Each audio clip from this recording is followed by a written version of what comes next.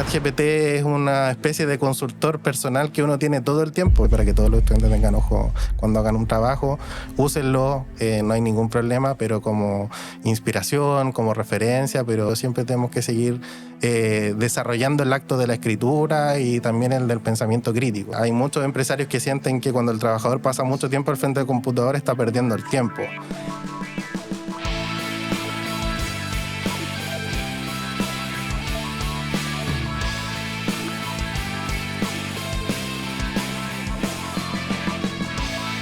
Hola a todos, bienvenidos a un nuevo capítulo de Más Vale Partir, este podcast exclusivo del Laboratorio de Emprendimiento USCAI de la Universidad Católica del Norte.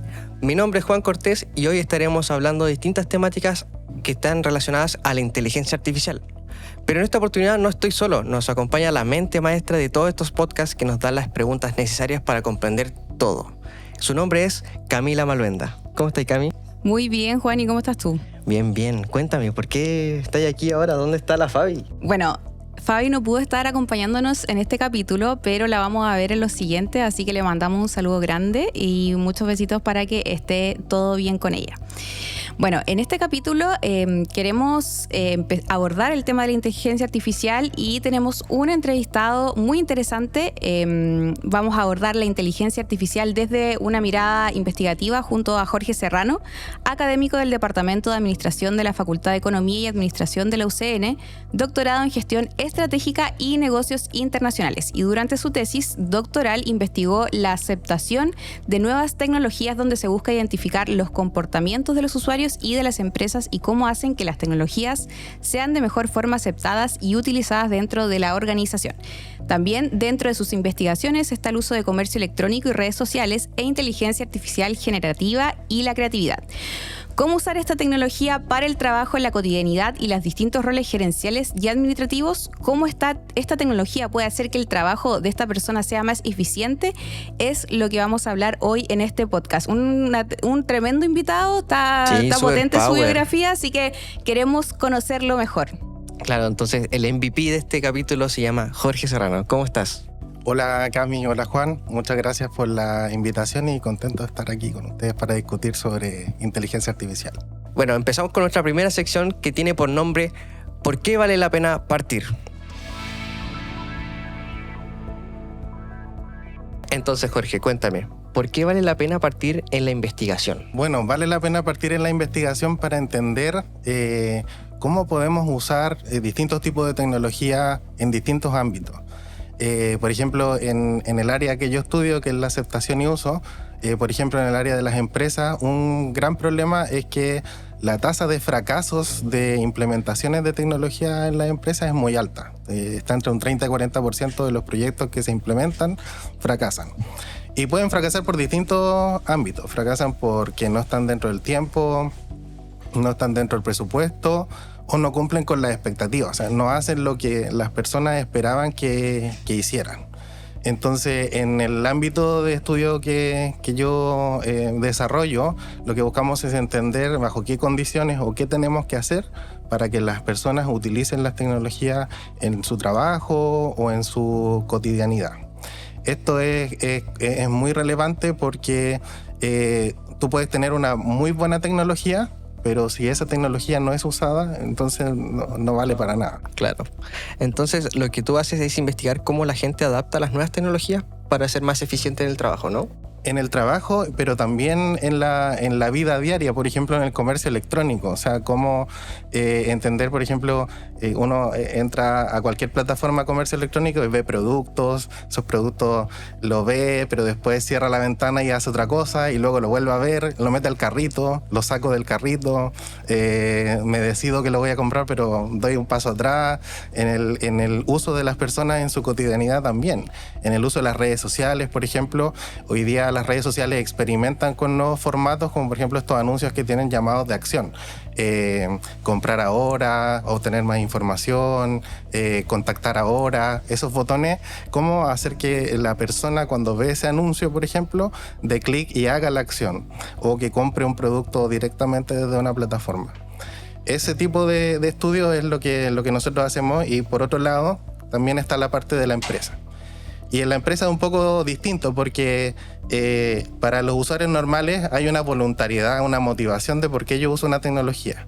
Pero en la empresa no hay tanta voluntariedad, sino que hay una obligación. Entonces, a veces esa obligación puede presionar de una u otra forma a por qué la persona lo utiliza o no lo utiliza. Hay obligación, no hay obligación, se genera hábito o no hay hábito, están las condiciones para que eso se utilice o no están las condiciones. Todas esas cosas tienen que ser evaluadas.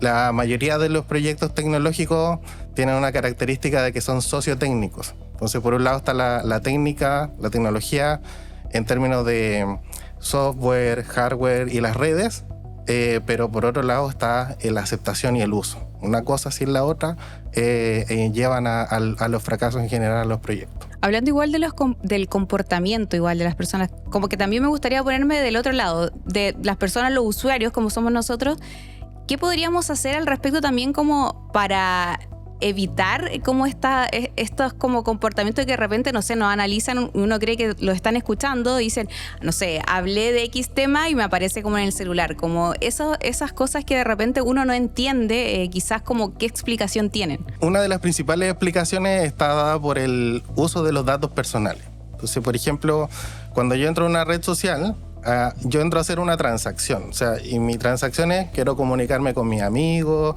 con mi familia, compartir memes, no sé, ver las páginas que me gustan, los artistas que me gustan. Eso es lo que yo hago cuando entro a la aplicación. Y en todo ese viaje yo estoy entregando mucha información personal, lo que me gusta, lo que no me gusta, también porque hay un botón que se llama bloquear, ¿cierto? O bloquear lo que no me gusta también. Y con toda esa información personal, en el fondo, ocurre un fenómeno que se llama la personalización.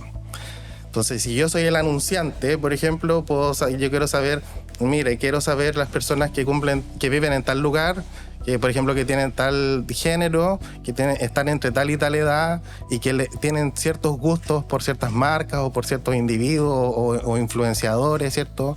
Y a partir de toda esa data, lo que se puede hacer es entregar ofertas comerciales o publicidad de forma más dirigida.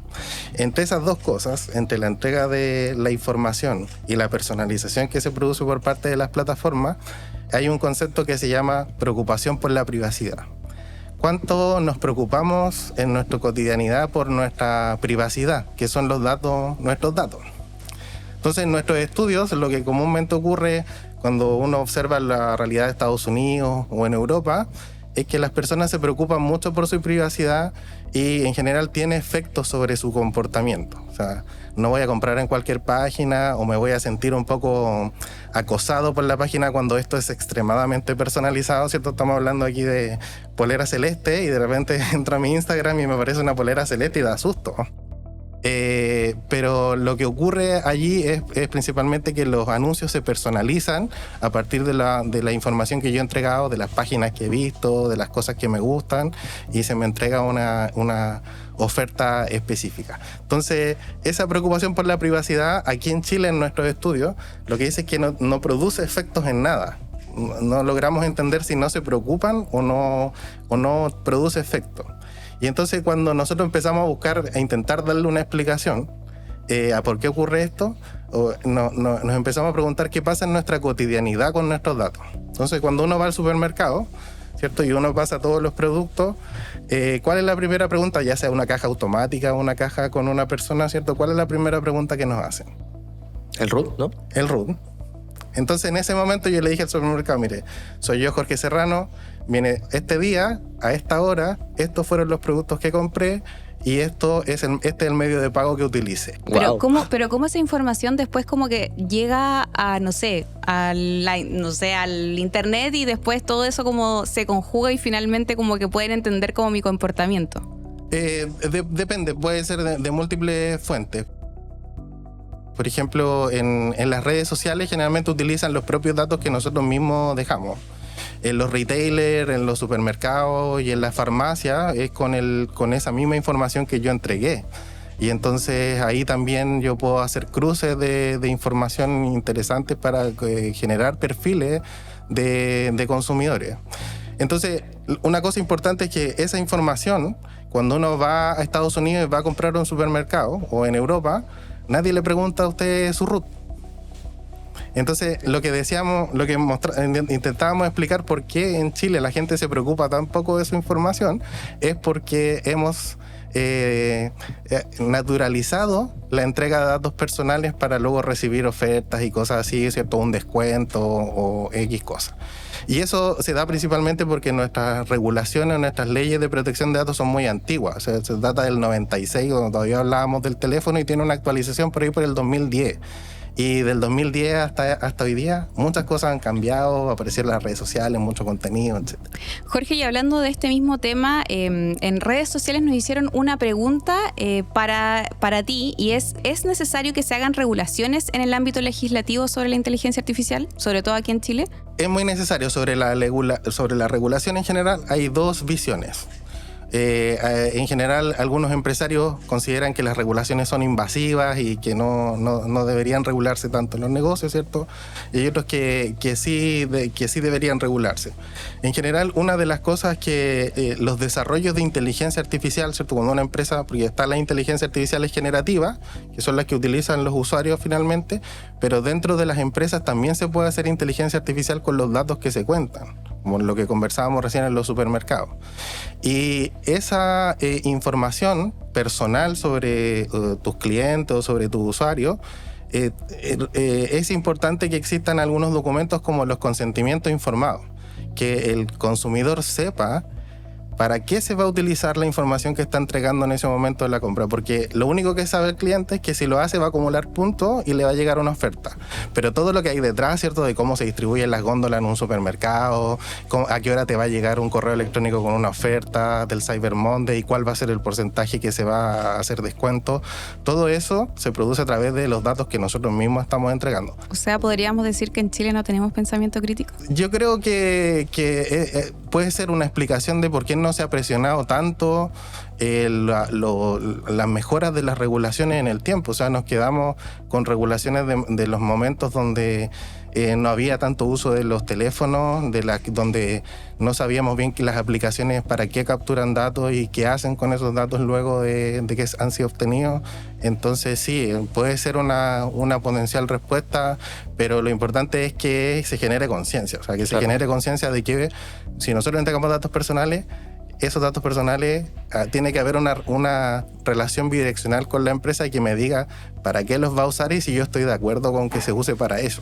Oye, Jorge, y ahí un poquito para ir conectando los puntos. Uh-huh. Ya hablamos de los datos, sobre las regulaciones, pero cómo los datos llegan a la inteligencia artificial y cómo nace como dijimos, desde los datos, la aplicación, y ahora que se ocupan para alimentar inteligencia artificiales. Claro. ¿Nos puedes contar un poco cómo es la cadena de esto de...? Sí, claro.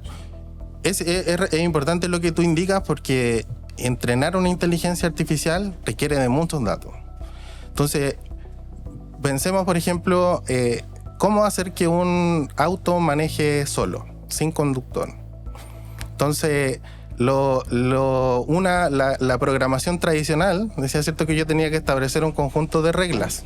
¿No es cierto? Cuando el semáforo se pone en rojo, el vehículo tiene que parar. Cuando se da el paso, la regla que uno aprende cuando va a hacer la prueba. Pero no es tan trivial y no es tan fácil. Entonces, lo que comenzaron a hacer muchas empresas es tomar un vehículo, ponerle cámaras y sensores, y a través de los algoritmos modernos, ¿cierto?, de inteligencia artificial, de aprendizaje automático, que no establecer las reglas, sino que la máquina aprenda por sí misma. Y para que aprenda por sí misma necesita datos. Entonces, si imagínate, tú dices, yo quiero que un auto aprenda a manejar solo, necesito una flota de autos con un conductor y estos autos llenos de sensores que estén conduciendo muchas horas, para que a partir de todas esas horas de conducción yo pueda enseñarle a una máquina a manejar. Y en ese sentido, para cualquier desarrollo de inteligencia artificial ocurre lo mismo. Yo tengo que tener un gran volumen de datos, identificar para qué quiero que hagan esos volúmenes de datos, qué quiero que aprendan o qué resultado quiero que generen, y así se ha generado en la historia. Otro ejemplo es la traducción. Por ejemplo, la traducción, los primeros desarrollos de software para hacer una traducción de un idioma a otro, vienen de los años 50, donde se tomaban traducciones del inglés al ruso de las Naciones Unidas y se intentaba hacer que se automatizara una traducción. y los resultados fueron bien simples, no había mucha relación. Luego, años después, ¿cierto? Se implementan métodos estadísticos para que genere mejores relaciones entre las palabras y genere mejores resultados en las traducciones. Y luego aparecen los algoritmos, ¿cierto?, que permiten de redes neuronales y lo que hoy día se llaman transformadores, que se transformaron finalmente en GPT, por ejemplo, los modelos grandes de lenguaje, y utilizaban datos que, por ejemplo, Google tenía. O sea, que de traducciones de canciones, traducciones de los guiones de una película, traducciones de páginas web. Y uno de los grandes inconvenientes que ha sido reconocido por las grandes empresas que hoy día dominan este mercado es que eso fue entrenado con datos que tenían derechos de autor. Y lo mismo ocurre, ¿cierto?, cuando uno, hablábamos recién de un supermercado y va a estar utilizando datos que son personales de un cliente. Entonces, el entrenamiento de una inteligencia artificial requiere de muchos datos, requiere de los algoritmos, pero esos datos tienen que tener una fuente lícita idealmente. O sea, volvemos igual al tema de la regulación, o sea, como Exacto. al ámbito legislativo, quién regula, quién ve qué es lo que está pasando realmente con esos datos, o sea, como quién lleva ese análisis también de dónde salen esos datos. Exactamente. Oye, ahí más que nada para evidenciar y que la gente se haga una idea. O sea, dijiste que hay un tipo de aprendizaje que es por aprendizaje automático, que yo entiendo que es prueba y error, y así uno va generando dato automático a través de los sensores.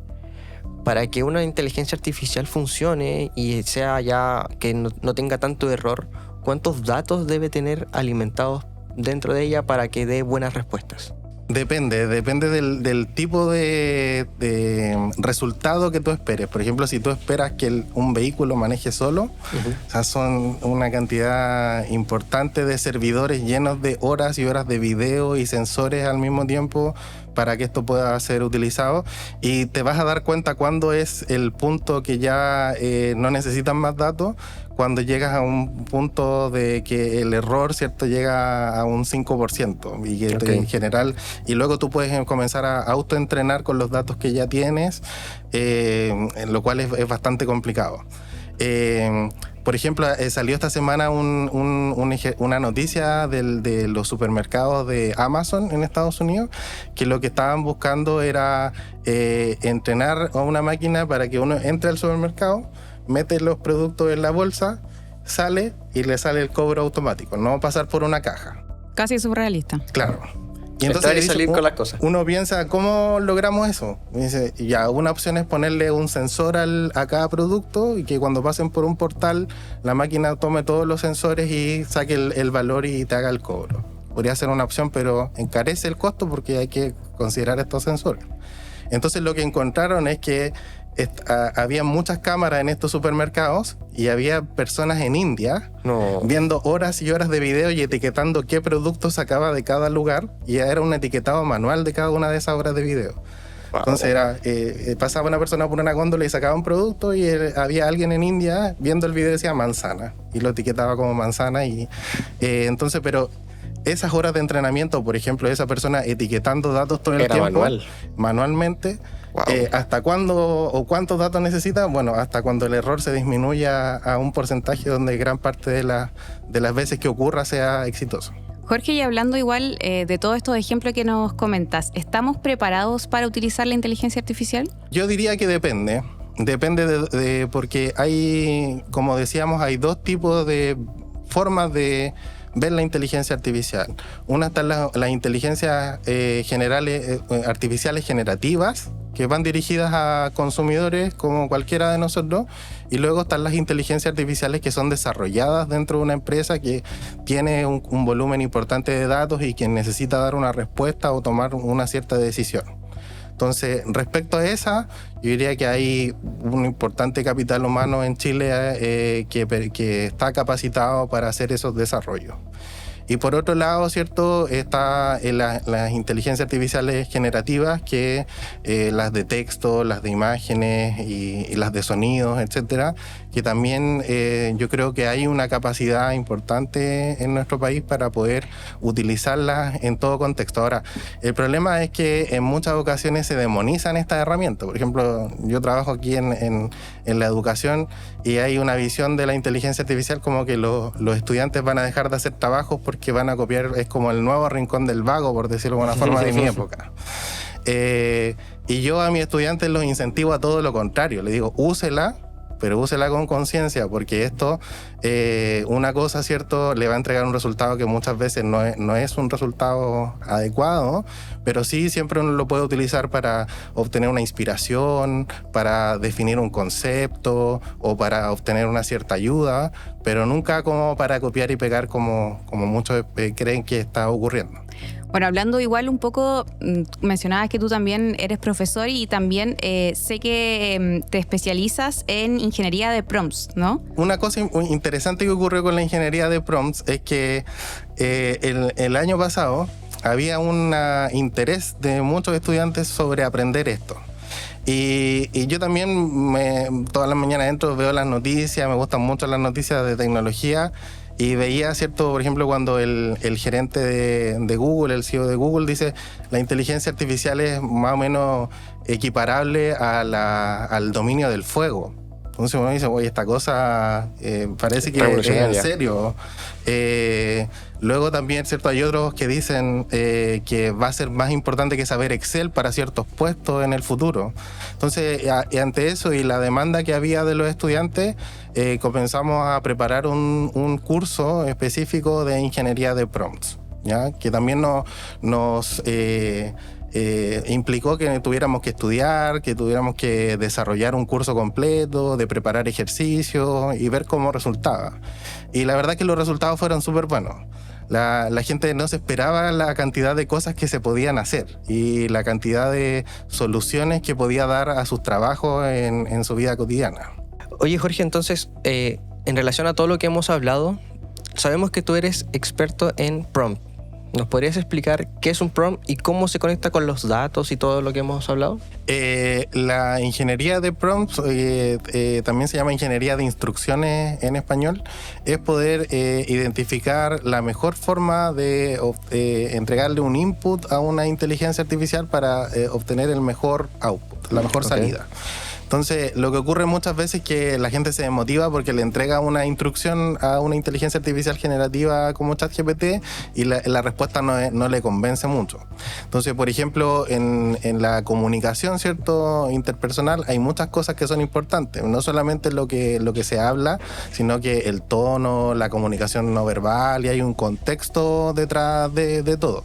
Entonces, el prompt lo que busca es darle la mayor cantidad de contexto y tono a una instrucción para que el resultado sea lo más óptimo posible. Eso es como lo que entendemos como ingeniería de prompts. Entonces, es como la forma más óptima de hablar con la inteligencia artificial. Exacto, y que el resultado sea lo más cercano a lo que tú estás esperando. Buenísimo, buenísimo. Bueno, conocemos ya en qué se especializa Jorge, pero también queremos conocerlo más a profundidad sobre algunas cosas, algunos temas personales, queremos conocer más de él. Así que ahora vamos con la sección Ping Pong. Nombre completo. Jorge Alexis Serrano Malebrán. Apodo. Mis amigos me conocen como Lolo. Edad. 34 años. Talento oculto. Cocina vegetariana. Investigación. Aceptación y uso de tecnologías. Problema que quieres resolver. 2 problemas: que la gente sea más consciente de sus datos personales y digitalizar las pymes de nuestra región y de nuestro país. Tema interesante que vamos a tratar más adelante. ¿Qué otra investigación recomendarías? Investigación relacionada a aspectos del uso de la tecnología y por qué tienen éxito o fracaso los proyectos tecnológicos. Consejo para quienes quieren iniciar en el mundo de la investigación. Constancia, que es desarrollar su capacidad intelectual, leer mucho, pero principalmente motivación por resolver problemas de la vida cotidiana. Esto fue Ping Pong con Jorge Serrano. Bien, Jorge. Lo primero que quiero saber es que hemos tocado un montón de puntos, pero quiero aterrizar un poco más todo lo que hemos conversado. Entonces, nos has dicho que hay distintos tipos de inteligencia artificial, la generativa y habían otras más que nombraste. Entonces, ¿me podrías explicar qué es cada una y cómo se diferencian para que ya vayamos contextualizando? Y si es posible, con ejemplos, para que ya todos entendamos. Bueno, la inteligencia artificiales generativas, que son las que comúnmente utilizamos como ChatGPT o DALL-E para generar imágenes, la característica que tienen es que están entrenadas con datos previamente y su rol es entregar respuestas ante una instrucción. ¿Ya? Estas respuestas pueden venir de texto, pueden ser generación de sonidos o de imágenes. Y ahí está el prompt. Ahí es donde están los prompts, ¿cierto? Que son inteligencias artificiales que ya están entrenadas y que en general han sido empresas que ya han hecho este desarrollo. Y luego están las inteligencias, lo que conocemos en general como inteligencia artificial, que es este campo de teorías que intenta, ¿cierto?, que una máquina aprenda a través del entrenamiento con un conjunto de datos, y eso lo podría hacer cualquier empresa que tenga datos en este momento o que esté intentando generar una solución, como por ejemplo lo que decíamos recién, que un vehículo se maneje solo, que un supermercado, ¿cierto?, permita que una persona sin tener que pasar por una caja pueda registrar toda su compra, etcétera. Teniendo los datos, ese tipo de cosas se podría generar a partir de este conjunto de teorías y técnicas que existen en la actualidad. Jorge, entonces, ¿cómo hacemos que las personas salten esta barrera y comiencen a usar la inteligencia artificial en sus puestos de trabajo o en la vida cotidiana? Los modelos de aceptación de tecnología en general nos hablan de que se tienen que cumplir dos cosas. Primero, la tecnología tiene que ser útil y segundo, tiene que ser fácil de usar. En este momento, desde mi perspectiva, las dos condiciones se cumplen, por ejemplo, para los modelos de lenguaje o lo que conocemos como GPT o ChatGPT. Entonces, cualquier persona en este momento podría resolver ciertos problemas en su puesto de trabajo con esta herramienta. Por ejemplo, no sé, hace un tiempo estuvimos revisando en este curso que hicimos una persona que trabaja en una empresa, no vamos a dar nombre, pero que tiene 2 sucursales. Y entonces lo que me decía es que los trabajadores quieren trabajar en esta sucursal, pero en la otra no, y tenemos que conciliar de la mejor forma posible cuando te toca la sucursal A y cuando te toca la sucursal B. Y me decía que se tardaba mucho tiempo en generar el calendario del mes o del semestre. Y entonces, a través de un prompt, hicimos que ella, por ejemplo, no sabía de que las inteligencias artificiales como ChatGPT también pueden manejar tablas y pueden optimizar los resultados de los datos que nosotros ya tenemos, y generó una optimización de una cosa que, por ejemplo, le llevaba días, lo terminó haciendo en minutos y facilitó su trabajo considerablemente. Lo importante en este momento es mostrar cómo puede resolver ciertos problemas de negocio específicos, como por ejemplo en recursos humanos la generación de perfiles de cargo o la generación de una oferta que se va a subir a un portal de empleo. Todo eso uno lo puede preprocesar, ¿cierto? Y luego cambiar los detalles que uno considere que tienen que ser cambiados. Oye, súper interesante. Y ahí, como para ir un poco a aterrizar más la conversación y irnos un poco a tu área de expertise, que es la usabilidad, ¿qué recomendación les darías a todos los que nos estén escuchando que tengan alguna empresa o quieran adaptarse a alguna tecnología nueva? Porque sabemos que a medida que va pasando el tiempo o la edad, es más difícil que la gente se adapte a nuevas tendencias tecnológicas, como por ejemplo las personas que tenían Facebook en su edad, ya no les funciona TikTok, no saben cómo ocuparlo. Entonces, ¿cuáles son las condiciones o qué debería hacer esas personas para poder adaptarse a las nuevas tendencias? Claro, un tema importante aquí, sobre todo para la gente que trabaja, que tiene su empresa, su emprendimiento o que tiene un rol dentro de cualquier empresa, es determinar cuál es el problema de negocio que tiene. Muchas veces se pone la herramienta antes que el problema. Entonces, y eso ocurre muchas veces, no sé, porque hoy en mi competencia ya implementó un RP, por ejemplo, implementó un sistema de relación con los clientes, y yo también tengo que tenerlo, pero realmente lo necesitas para el volumen que tienes o otra cosa. Siempre lo primero que partir es identificar, mire, este es el problema de negocio que tengo, y luego ver cómo la herramienta, en este caso podría ser inteligencia artificial o podría ser otra, lo soluciona. Muchas veces a mí lo que veo es que me dicen, necesito esta herramienta tecnológica, pero ¿para qué? qué problema realmente va a resolver. También hay que priorizar, o sea, tal vez esto va a tener un costo, pero tienes otro problema más importante que se resuelve de otra forma. Entonces siempre mantener este equilibrio entre la comprensión del problema de negocio y cómo la tecnología resuelve. Como decíamos al inicio, toda implementación de tecnología es sociotécnica. Entonces es una parte de la tecnología y la otra parte es cómo se va a usar en el momento del trabajo o en el proceso de negocio que se está evaluando. En ese caso tú también que te relacionas también con empresas quizá acá regionales, ¿cómo ves que han utilizado la inteligencia artificial? ¿Se usa acá, por ejemplo, las pymes, empresas como más grandes aquí en la región de Antofagasta? Mira, una complicación que hemos visto en las pymes, sobre todo en nuestra región, es que están en niveles de digitalización muy bajos. Están en una condición que se llama análogo a iniciado. Están recién dando los primeros pasos. Entonces nos hemos encontrado, por ejemplo, en algunas empresas que uno va a visitar y quiere ver cómo funciona una empresa logística, por ejemplo, y compran una hoja de 2 metros por 2 metros y la dividen, toman una regla y la dividen en filas y columnas. Y ven las entradas y las salidas. Y uno dice, bueno, eso podría ser en Excel. Claro, entonces lo que hemos visto muchas veces es que no hay uso de la tecnología y también hay una visión negativa de la tecnología. Por ejemplo, hay muchos empresarios que sienten que cuando el trabajador pasa mucho tiempo al frente del computador está perdiendo el tiempo.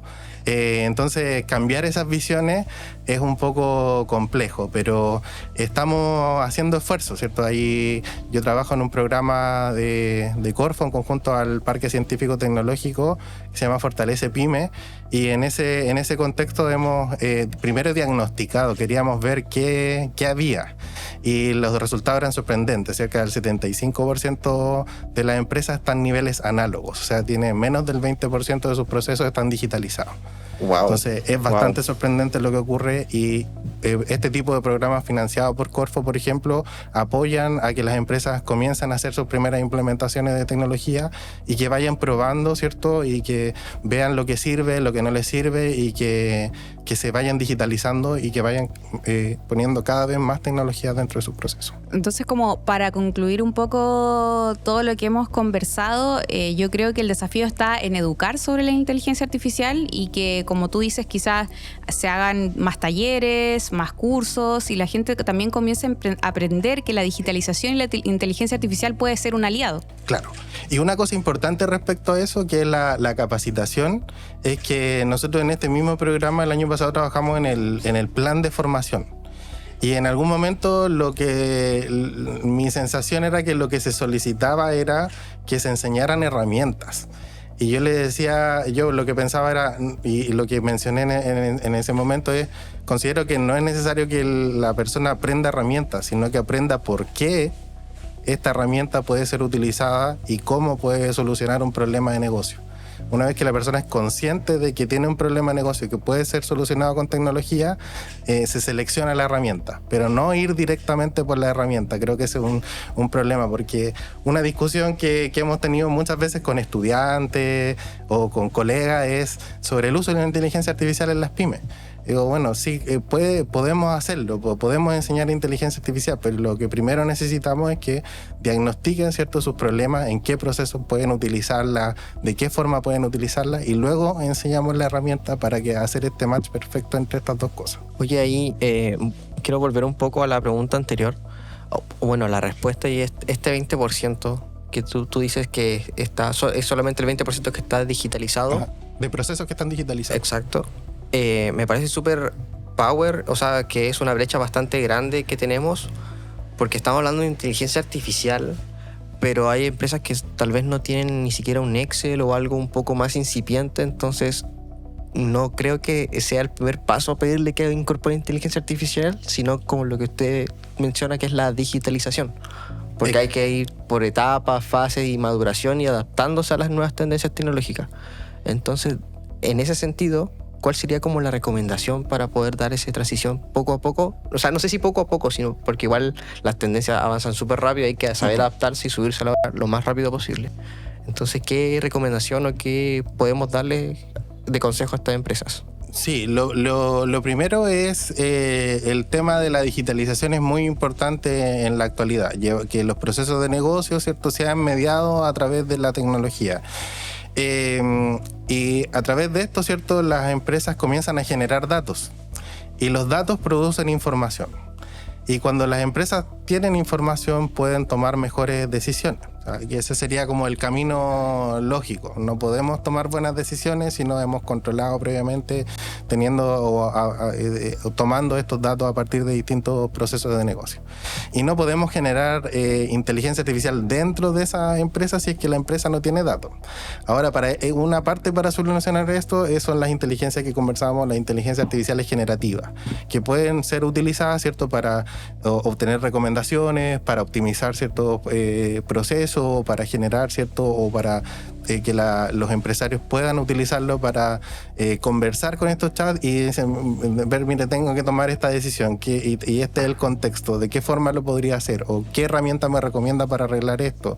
Entonces, la consultoría en general es muy cara y ChatGPT es una especie de consultor personal que uno tiene todo el tiempo. Yo tengo de todas las ventanas de mi computador, en mi navegador siempre está abierto el correo electrónico y el ChatGPT, porque cada vez que tengo una duda, ir a Google hoy día es muy difícil porque Google con las optimizaciones de motores de búsqueda ha perdido la capacidad de entregar información clara y rápida, sino que hay que hacer una búsqueda y requiere mucho tiempo. En cambio, ChatGPT, por ejemplo, una de las características que tiene es que yo le doy una pregunta y me da una respuesta automáticamente, no tengo que yo ir a buscar link por link a ver cuál de todas las respuestas es la que me sirve.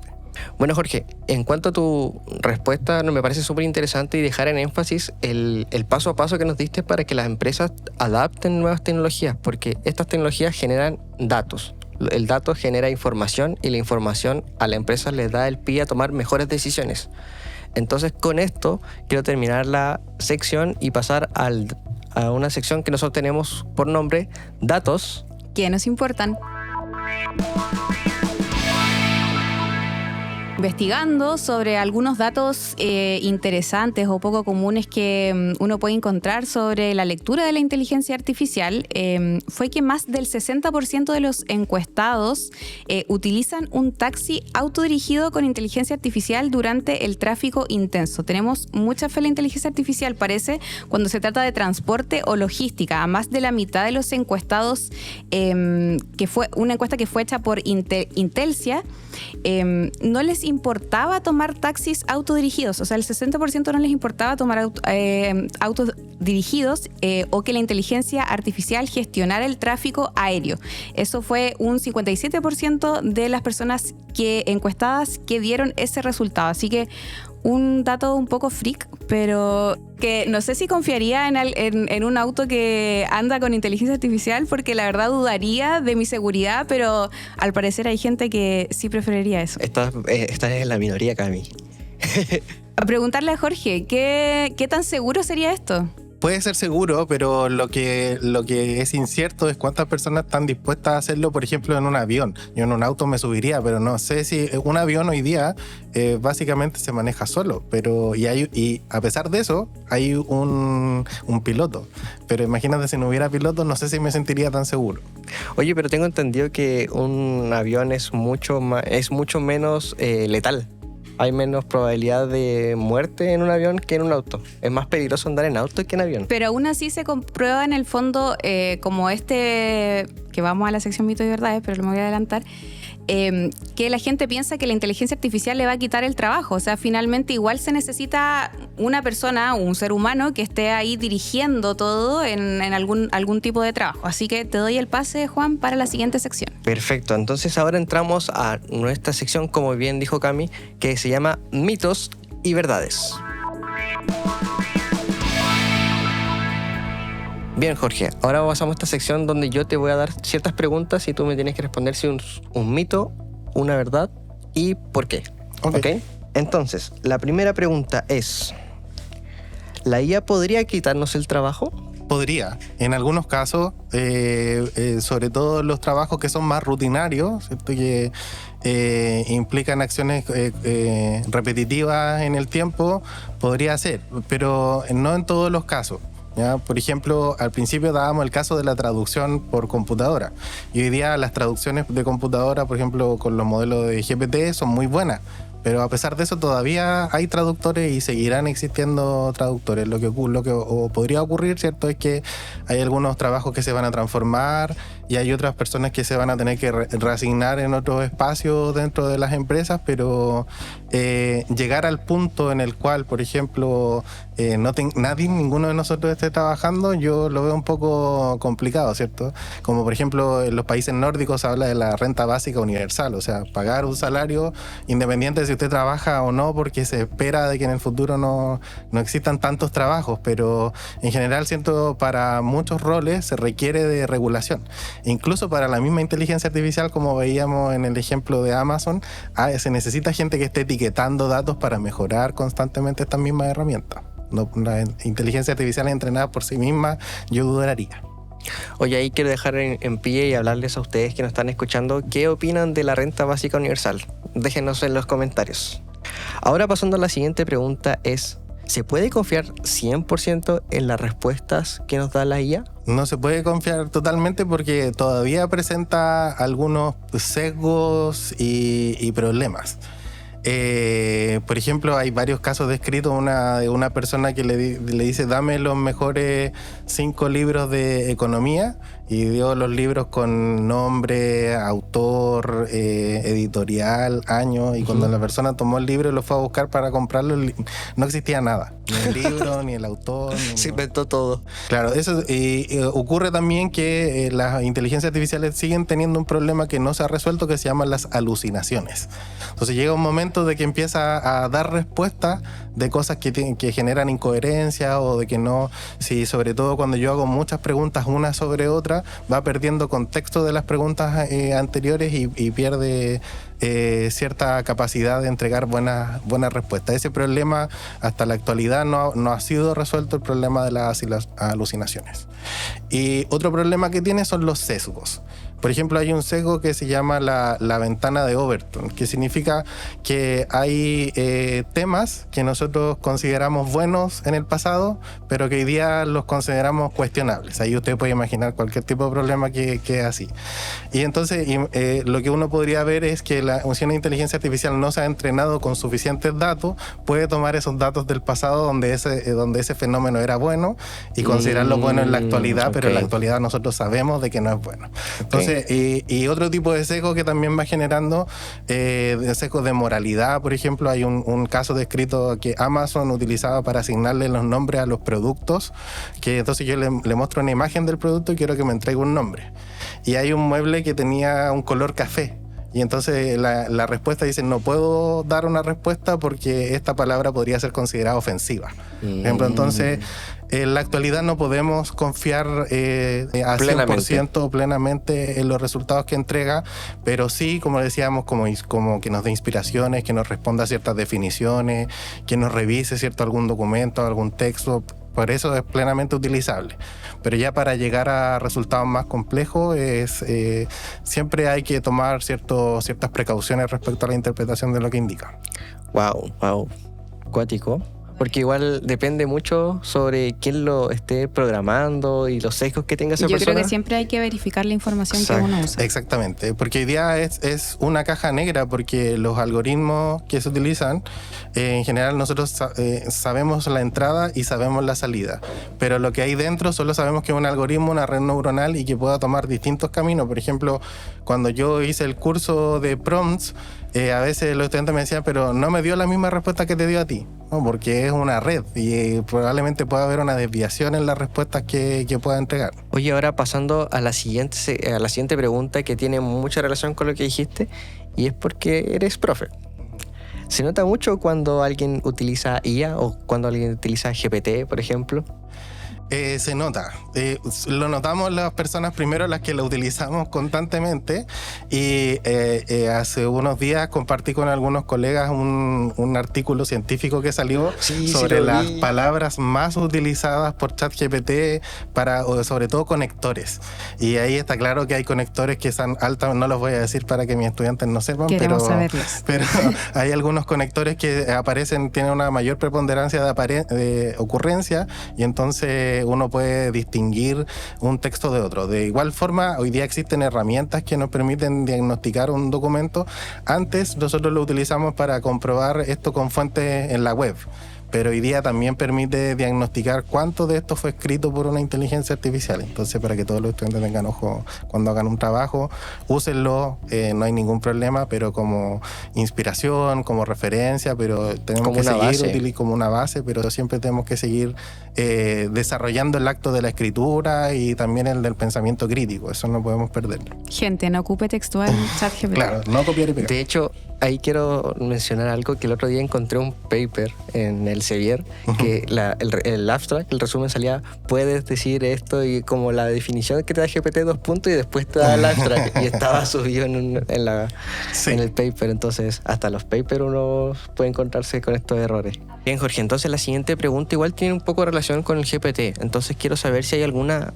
¿Es verdad, es un mito, una verdad, que hay una diferencia abismal entre la versión gratuita y la versión pagada? Bueno, hay una diferencia primero conceptual de que es generalmente cuando uno paga por un servicio, hay una diferencia entre cuando no paga por un servicio pero aún así lo obtiene, como en las redes sociales.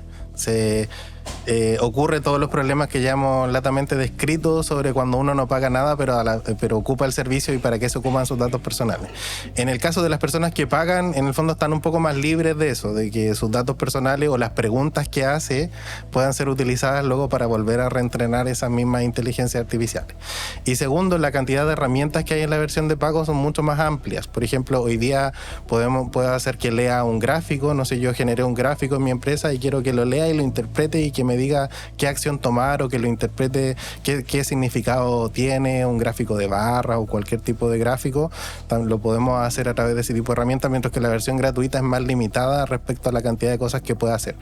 Generar gráficos, trabajar con tablas, la versión gratuita está más orientada hacia el texto simplemente, pero la versión gratuita nos entrega más herramientas aún.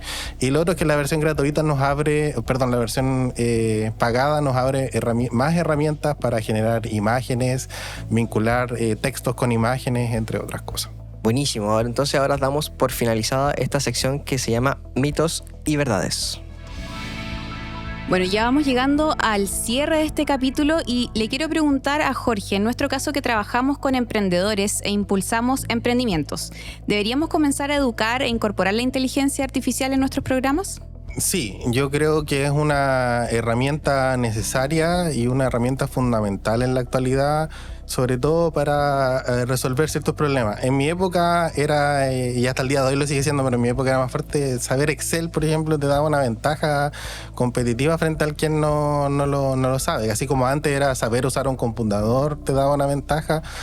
Hoy día saber utilizar estas herramientas bien, que te dé una buena respuesta, saber cómo establecer una instrucción en la cotidianidad, ¿verdad? Y luego para los que quieren desarrollar una inteligencia artificial, entender, ¿cierto?, las bases de esto, de la relación de los datos, de que si los datos se pueden utilizar de forma legal o no, de los vínculos que hay entre de dónde estoy obteniendo esos datos, también es muy importante. Entonces, dos cosas para los que quieran desarrollar tecnología de inteligencia artificial, y la otra, las inteligencias artificiales generativas que ya existen, cómo pueden ser utilizadas en la cotidianidad de un empresario o emprendedor para desarrollar múltiples cosas. Por ejemplo, hay cosas que uno no tiene por qué saber y que esto nos puede ayudar. Por ejemplo, a hacer un descriptor de cargo. Bueno, vamos a hacer un descriptor de cargo, yo le puedo dar una instrucción, necesito que el descriptor tenga tales son las tareas que se hacen y me lo puede formatear.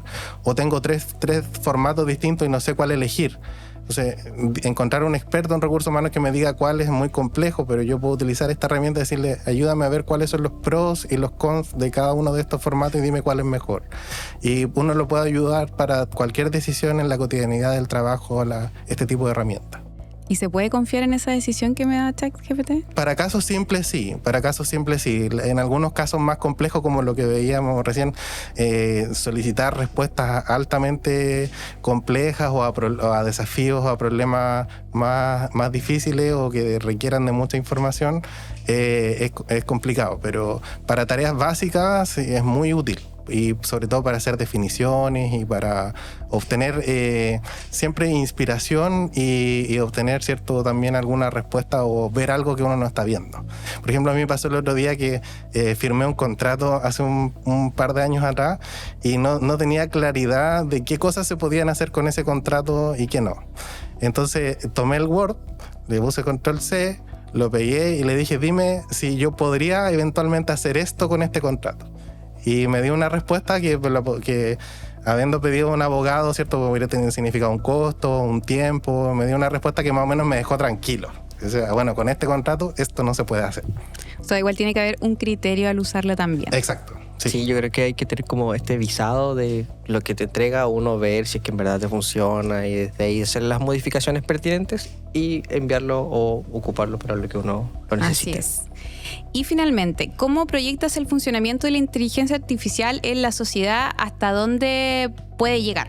Es una difícil pregunta porque en la actualidad estamos en una etapa inicial respecto a esto. Ya gran parte de estas tecnologías viven con nosotros en cosas cotidianas. Por ejemplo, cuando uno está respondiendo un correo electrónico, Google te dice cuál es la siguiente palabra que podrías utilizar. O cuando estoy escuchando música, cuando voy trasladándome, me dice qué canciones escuchar o qué grupos están en tendencia y que me lo recomienda. O cuando estoy en TikTok me da una recomendación del siguiente video. Todo esto son técnicas que ya existen y se están utilizando. La gracia van a ser los nuevos desarrollos, lo que viene, ¿cierto? Por ejemplo, la conducción autónoma es un desafío que está en pleno desarrollo y que implica tanto el desafío de la tecnología, el desafío legal y el desafío del uso de las herramientas. Ahora, ¿hacia dónde vamos a llegar? Es que esto va a estar en gran parte de nuestras actividades cotidianas. Ya está en cierta forma y esto se va a seguir profundizando en el futuro. Bueno, queremos agradecerle a Jorge estar acá, haberse dado el tiempo de participar en Más Vale Partir, así que ya nos estamos despidiendo de este capítulo. Juan, también despedirnos. A la próxima esperamos tener a Fabi aquí en el estudio. Y Jorge, también volverte a agradecer por este tiempo. Nos despedimos de este interesante capítulo de una temática inminente que sin duda alguna tiene diversidad de opiniones. Los dejamos invitados para el siguiente capítulo, que probablemente vayan a haber muchas sorpresas. Más Vale Partir es un proyecto apoyado por Corfo a través del programa de apoyo al entorno para el emprendimiento y la innovación para la región de Antofagasta. Nos vemos en un próximo capítulo de MVP. Más Vale Partir. Chao, chao. Hasta luego.